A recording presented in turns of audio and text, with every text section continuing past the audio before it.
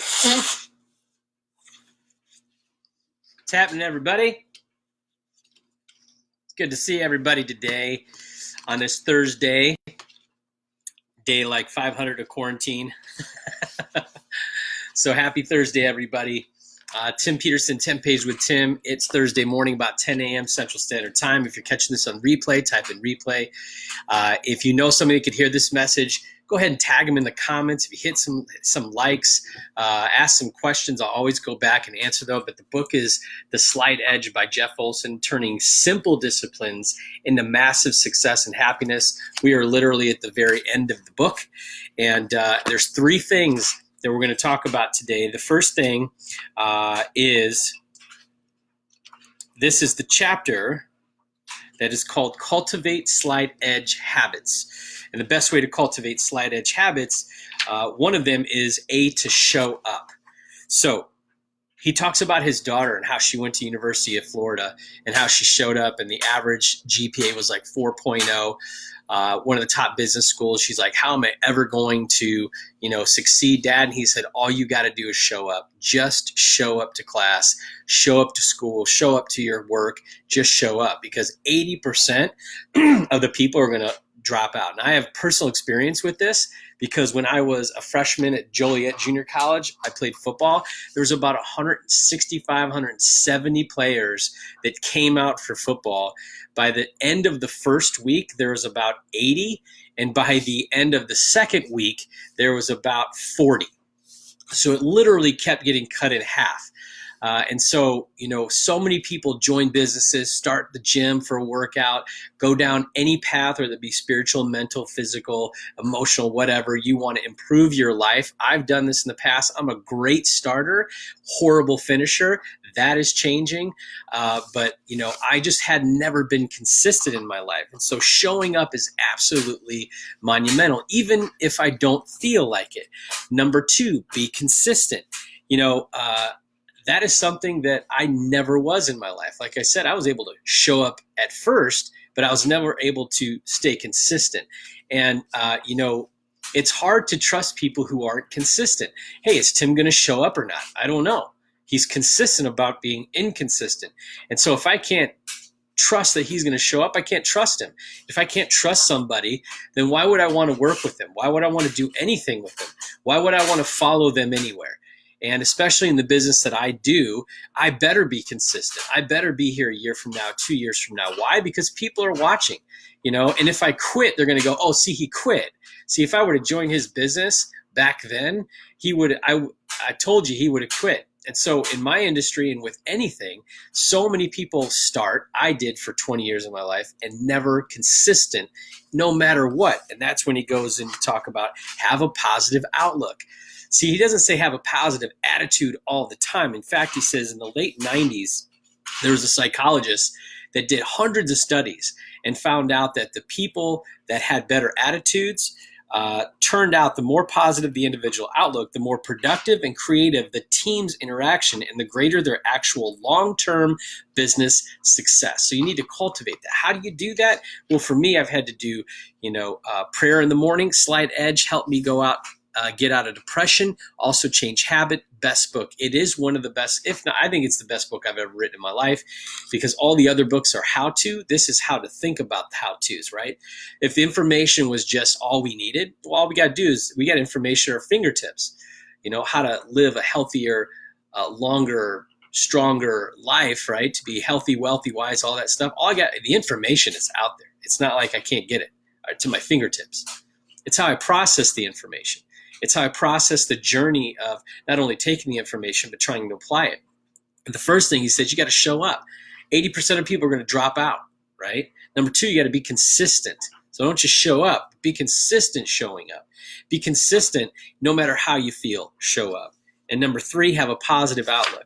Now he goes on to say, now we're talking about positivity. He says, let me clear this up. Let me be clear about a common misconception about positive outlook right here and right now. So a lot of people see me and they're like, oh man, Tim, I'd be able to do it if I was you because you're always positive. If I had your energy and blah, blah, blah like that. But here's the thing. I've had this energy my entire life, right? I've had a lot of energy, but I burn quickly, right? They say that about shooting stars. Shooting stars burn bright, but they burn fast. That was me. I had to learn how to be consistent. I had to learn how to hone this energy that I have in order to sustain it long term. Because I'd show up and I'd be like, yeah, rah, rah. And then I'd fade away quick. And then people like, oh, there goes Tim. He's consistent about being inconsistent. I can trust that Tim will show up, but he won't show up long term. So I had to change those habits. What's up, Tim? Sean's there. What's happening? Exactly. The real rules of the game in business. That's what I'm talking about. Sarah Baslow, one of the top 100 Tony Robbins coaches in the world down there in Costa Rica. What's up, Sarah? Glad you jumped on here. She's a business partner of ours. But he says positive attitude and outlook. He wants to tell you this. Cultivating a positive outlook does not mean you're always happy. Tim Peterson is not always happy. In fact, there's reasons why I poured liquids and other substances into my body, because I presented that I was super happy all the time, right? Image, image, image. But in the back of my mind, I was having this self-conversation about who I was, what I've done, who I've done it to, the secrets I have, and the space between the image and the happy guy and what I've done. Without that reconciliation, that created torque in my life, and I needed to quiet down. And there's only one way I really knew, there's only one power I knew that would quiet that all immediately. That was drugs and alcohol. And so you can be positive and blah, blah, but that doesn't make it, that's not a positive outlook. That's just, trying to fake it till you make it. But here's the thing. He says, it does not mean life does not get you down. It does not mean you walk around with an idiot grin on your face, which is me for a very long time. Even when you're hurting, that was me. And it doesn't mean living in denial. That was me. Ignoring the realities of pain and struggle or checking your brain at the door, that was me. People who cultivate a genuinely positive outlook go through tough times too. When we're cut, we bleed. Red blood, just like everybody else. These are the days when we wake up and we call it the funk. My friend Sean Zaire, who's on here right now, just went through something with his family that really could have put him in the funk. But he has cultivated a positive attitude through the years and leaned on it through his spirituality, which he's cultivated consistently and showed up to that in his life to where then he could rely on it. I'm not going to tell everybody what that was, but I know he reached out to me and asked me to participate in the prayers for his family member. Somebody who was very close to him. That yes, he was scared. He was going through a rough time, but he knew how to cultivate the positivity outlook, even in rough times. That was something that I've always admired about Sean, other people in my life, and I thought I was doing it, but I needed help outside. And so this stuff right here is telling us that, look, if you can't do this, if you find yourself relating to the way I was, then ask for help. And Sarah Baslow knows, and Tony Robbins always talks about this, right, is that in order to become better, the person that needs to become better can't be the sole person that helps the person become better. I needed outside help. I needed another perspective. I needed another way, because my way got me to where I was. So it says, when this happens, the first thing we need to do is take inventory of our blessings. Look, it was hard for me to say, what am I grateful for in my life? What am I grateful for? When all the chatter was going on here. So I needed to reconcile that. I needed a way to do that, and I couldn't do it on my own. I could do it on my own by pouring alcohol and drugs in my body, because then it would quiet that, and then I could fake it. And I'd be like, oh, I'm good. Everything's good. I'm good, Tim, right? Some of my friends in my fellowship call me Game Face Tim, because they'd say, hey, Tim, how you doing? I'm like, I'm good. Life's good. And then I'd tear my life down, and I'd come back the next day, and they'd be like, man, how you doing, Tim? I'm like, I'm good. I'm good. And they're like, he's always good. Tim's always good. I didn't know how to be vulnerable in order to get the help. But once I did, it opened up. It released things out of me to where this stuff, I was able to go, okay, now I can actually start to try these things, as Jeff says, in a genuine way. Tim was able to show up to the game. He says, according to positive psychologists of habits, gratitude is one of the most common traits consistently for happier people. I pray and meditate every single morning with my dog. In fact, she starts to wag her tail because I say, she just heard me say it. I said, you ready to pray? Are you ready to pray? And so I come and we pray together. I hold her paws and we say things that we're grateful for. We go through our family and our lives. because now I've been able to clear the wreckage of my past, or I'm on the path of doing that, which then allows me to feel the gratitude in a genuine way. So I practice gratitude. He says, I have people who I love, who I have great relationships, that I'm healthy, that I'm in a great business, I love what I do, and so on. But sometimes it still doesn't go away, that funk, right? Sometimes even when you do this gratitude, that funk sticks. And so he says sometimes it takes hours or even days to get out of it. It comes for everyone and it doesn't discriminate. And sometimes you have good reason for the funk. Like my friend Sean, he had good reason to be funked, right? But for me, but for Sean, he had been practicing these things to rely on the gratitude, to rely on his spirituality. He said, bad things happen to everybody. Nobody leaves a fully charmed, invulnerable life. The truth is always will be that sometimes life hurts. When that happens, first know that you're in good company. The funk finds everyone.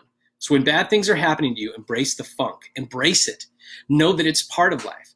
Jim Rohn, who is a big trainer in our company, talks about philosophies, right? And if you have the right philosophies like Jeff talks about, then you can have the right expectation, right? In my business, if I go to 10 people and 7 of them say no, I don't say this doesn't work, my business sucks, I failed. Most of the people I know said no, and in fact, a couple of them told me I'm crazy. Jim Rohn, who's a Tony Robbins mentor, who's Sarah Baslow's mentor, and has helped millions of people globally in reference to building businesses in their lives and cultivating healthy relationships, says if you have the right expectations, knowing that the majority of the people will tell you no when you start something in anything, and your closest friends, family, and neighbors will be the first ones to try and help you, to keep you at bay, to say, I wouldn't do that. And so if you know that, as long as you have a passion, and we're going to get into that later, as long as you have a passion for what you do, you have a clear direction of where you're going and why, and then 7 out of 10 people tell you no, as Jeff Olson says, quit wanting what you don't want. If everyone that I talked to said yes, the opportunity for me would be over. And so I take that philosophy into everything else that I do, right? And I needed help for that. I needed help when I was in the front, when I was trying to become a better man. All I could focus on was everything that I've done in my life that made me where I was. And that was a lot of baggage, or luggage as Jeff calls it. So I needed help understanding. So even when I wasn't where I wanted to be, I needed to find gratitude that I was on the right path, that I'm growing. So show up, be consistent, have a positive outlook. And we're going to get into more stuff, which is that's why I love this goodness. I hope you guys are getting something out of this. What's up, Austin, Sarah Baslow, Lankia, Sean, people from all over the world. Thanks for jumping on. You guys have an awesome Thursday. We'll see you next time on 10 Pays with Tim. Right now is your tomorrow. Take advantage of it.